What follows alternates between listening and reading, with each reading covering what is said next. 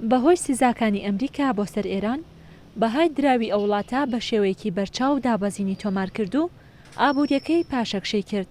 لە ئێستاشدا حەسەن ڕۆحانی سەرۆکی ئێران پرۆژە یاسایەکی بۆ لابردنی 4-0 لە سەردراوی وڵاتەکەی ڕەوانەی پەرلەمان کردووە، ئەو بڕیارەش کاردانەوەی نێو ئێرانیەکانی لێکەوتۆتەوە.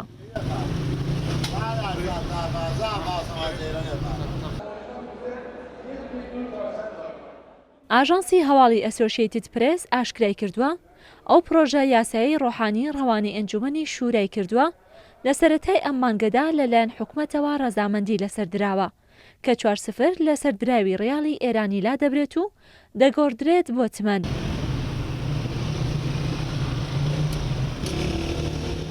بەشێک لە خەڵکی ئێران ڕەزامەند نین لەسەر ئەو بڕیارە و دەڵێن ژیان و گوزەرانیان باشتر نابێت و پێناچێت ڕۆڵی هەبێت لا کەمکردنەوەی بارگرانی دارایی و ئابووری لەسەریان.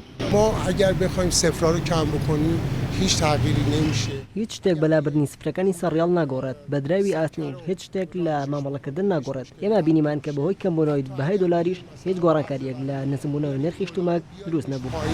باز هم مشکل حل نمیشه چون وقتی دلار هم ما دیدیم پایین میاد جنس پایین نمیاد. بود روانی این قضیه را تجربه کنیم اینه که ئەم هەنگاوە ڕەنگە لە ڕووی دەرونیەوە کاریگەری لەسەرچینی هەژار هەبێت چونکە واحد دەکەن بەهای پارەکەیان هێندەیتر کەم بۆتەوە.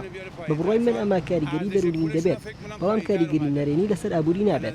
بەڕاستیدا ڕەوشی ئێستا هیچ ناگۆڕێت. ولی تاثیر منفی نخواهد داشت، برابره، هیچ تغییری نخواهد کرد.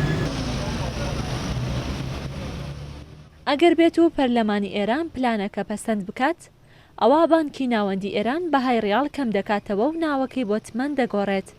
2 ساڵیش لە بەردەم بانکەکەدا دەبێت بۆ دانانی دراوە نوێیەکە.